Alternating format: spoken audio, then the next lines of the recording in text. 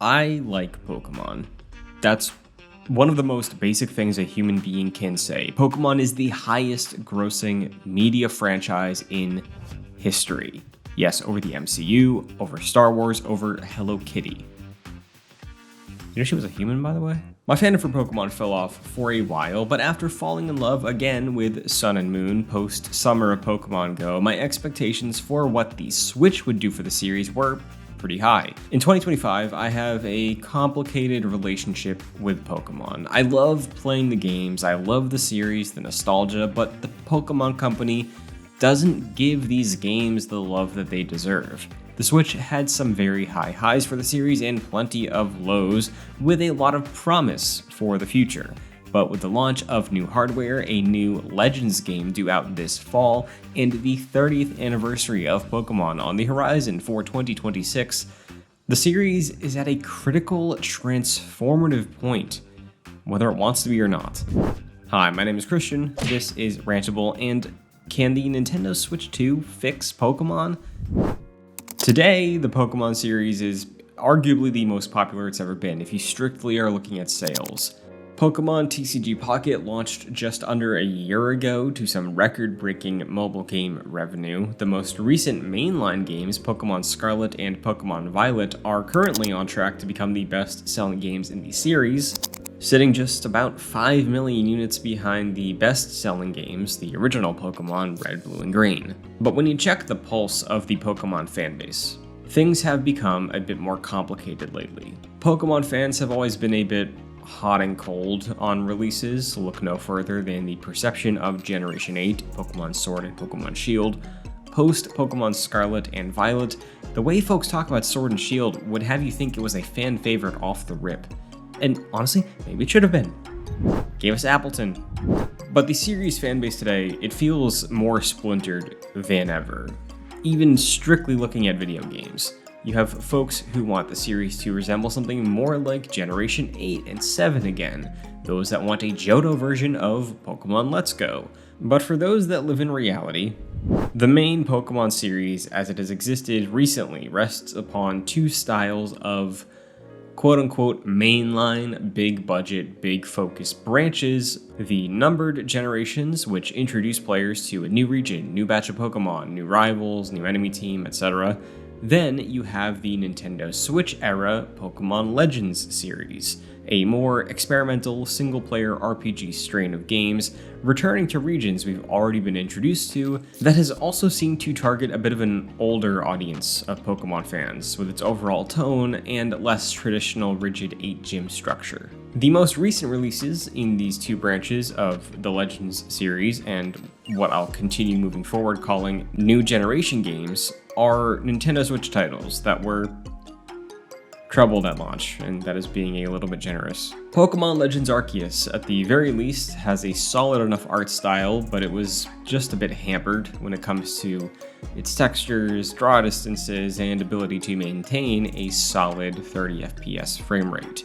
Pokemon Scarlet and Violet, on the other hand, can be mentioned in the same breath as a true disaster like Cyberpunk 2077.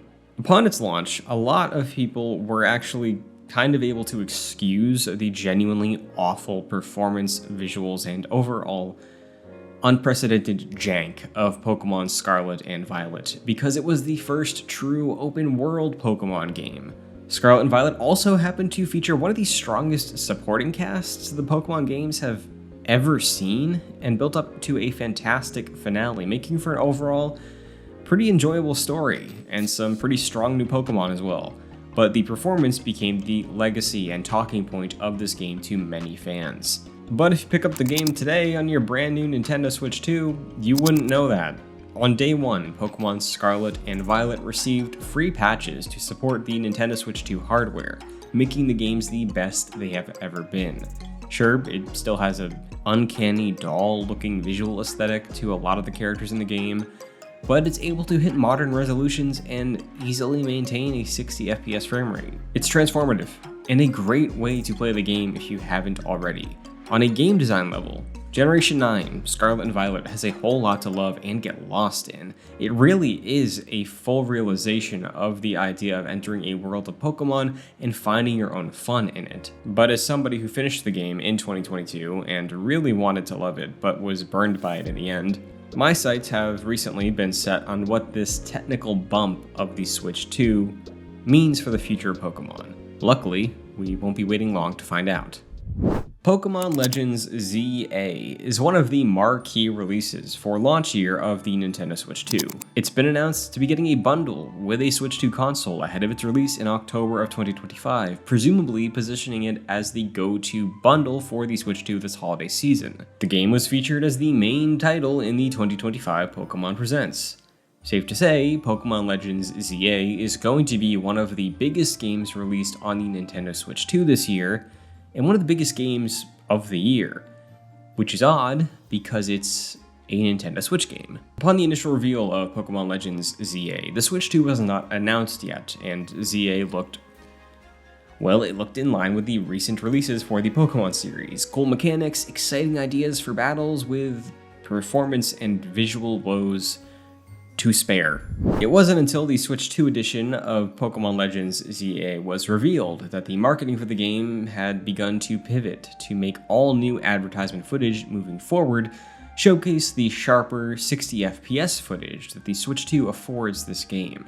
But between the bundle, the advertisements, and the push for this to be a big, maybe the big holiday game for the Switch 2, well, if it walks like a Psyduck and talks like a Psyduck, then for all intents this is a Switch 2 game. Having a Pokemon game ready for year one, advertised and bundled with the new console, the Switch 2, is huge. So the Legends sub-series is looking at an opportunity to become an even bigger deal for the future of Pokemon than it already is, which is saying a lot considering that the very refreshing Legends Arceus was received very well.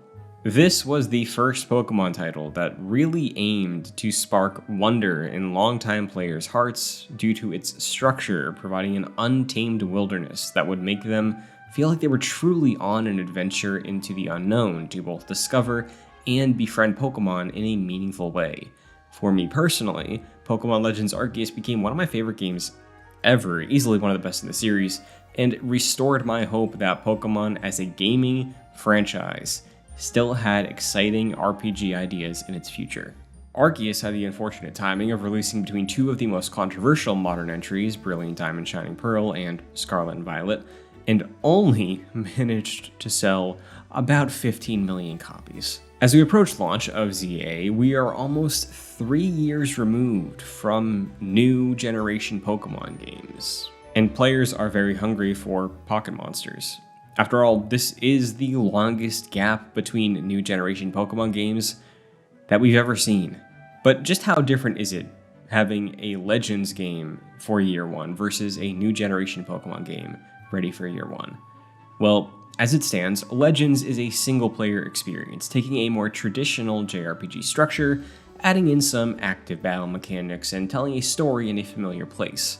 For Legends Arceus, it was ancient Sinnoh. For Legends ZA, it's not too distant future Lumiose City. For some of the older fans, to me, I'm starting to view the Legends series as a spiritual successor to the very, very fantastic GameCube RPGs, Pokémon Colosseum and Pokémon XD Gale of Darkness. Only the Legends games are receiving a lot more pomp and circumstance, and sales as well, that closer resemble the mainline new generation games. Speaking of those, new generation releases follow the 8-gym structure, culminate with the Elite Four.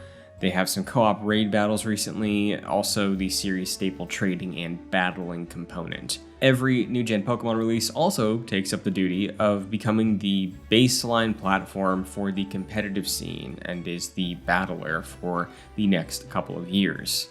Boiling it down to the simplest of terms, Pokemon Legends games are single-player JRPGs that could be comparable to really any other single-player JRPG, only it's set in the world of Pokemon. New generational releases are capital P Pokemon JRPGs, packed with new Pokemon, a new region to explore, a new wave of merch, battle rules for competitive play, and a new set of starters. But there is something that was also featured at the 2025 Summer Pokemon Presents that could be throwing a wrench in what makes these two branches of the Pokemon game series stand apart. Pokémon Champions. Coming in 2026 to mobile devices and the Nintendo Switch consoles, Pokémon Champions follows in the footsteps of Pokémon Stadium, allowing players to import their Pokémon from all their Pokémon games they keep in Pokémon Home into this app for competitive battling. On paper, this not only makes the competitive video game scene more approachable for more trainers, it also allows the meta to be balanced separately than it has to be in the new generational games. While battling and trading itself will likely never leave the new generation Pokemon games, they won't be the only way players can engage with Pokemon in this way moving forward. Should everything come together, Pokemon Champions will be a very big deal for a number of reasons, but maybe most importantly, it ends up making Legends games and new generational Pokemon titles a lot more similar than they are different. A common consensus around the fallout of Pokémon Scarlet and Violet when it launched in 2022 was that Game Freak simply did not have enough time or resources to make Scarlet and Violet the best they could be on the original Switch. Next to games like 2023's Tears of the Kingdom or even Xenoblade Chronicles 3, Pokemon looked unfortunate. Which is why I'm so interested about the success and positioning of Pokémon Legends ZA. Should this title benefit from being the first new Pokemon game to hit Switch 2, looking this good compared to recent Pokemon games, and being advertised as best played on the new shiny console that everybody does want to get this year, while also being the de facto Switch 2 holiday bundle on shelves, we may see a world where Legends is able to step up and potentially change the Pokemon series as we know it. Admittedly, as a big fan of the Legends idea so far, I would love if the semi-annualized Pokemon game that needs to release every couple of years ends up shifting to be taken up by more Legends games, revisiting older generations with a more focused story or objective, as we've seen with Legends Arceus and now seemingly ZA with its restricted city and battle tournament. It seems like a good idea that is more sustainable to release this frequently. The focus lends itself to smaller games and is able to please fans of older generations as well without committing to a full-blown remake. And this trend of making the old new again is something we've seen Pokemon adopt across the board through avenues like TCG Pocket and even the recent reboot of the anime, Pokemon Horizons. And we all know how much they love going back to the Gen 1 well. But the big reason I'm excited about the prospect of Legends becoming a bigger deal is these RPGs, Legends, on paper would potentially buy more time for the big, ambitious, open-world, new generational Pokemon games to cook and truly take the time they need. Something which may actually be happening right now. Like I said earlier, we're currently in the longest modern-day gap between new Pokemon generations. This November will mark a full 3 years since the release of Scarlet and Violet, already making it the longest gap of time between generations in series history. 2026 marks the franchise's 30th anniversary as well, so fans are expecting a big year for games, namely with the yet-to-be-announced Generation 10. Should Generation 10 hit in 2026, in the normal expected holiday time slot, that will be a full 4 years from generation to generation, something the series has desperately needed for a while, and hopefully will allow for what may be the biggest Pokemon games ever to launch without any asterisks on the Switch 2. So with that in mind, looking at 2025's Pokemon Legends ZA, its positioning as a really big important game for the brand new Nintendo Switch, currently its only major holiday game, is this an audition? Is this a chance for Pokemon Legends to make a name for itself and usher in a brand new era of this franchise after what may have been the final straw for many fans? As big and as lifelong a Pokemon fan I have been, I really was upset after Pokemon Scarlet and Violet. If the solution is more time, having Legends games that are smaller scoped from different teams but interesting RPGs in the world of Pokemon, and allowing longtime fans to revisit regions like Hoenn or Alola and explore unique characters, stories, or legendary Pokemon. While we all wait for the next mind-blowing innovation in the open world Pokemon series, it's a big ask, but it would feel like a win for everyone.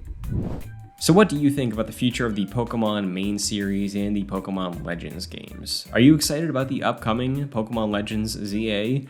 Or are you okay just waiting for Generation 10? And what do you hope to see happen for the franchise's 30th anniversary in 2026? Be sure to let us know, and for more on Pokemon and the world of gaming, you can stay tuned to Game Rant.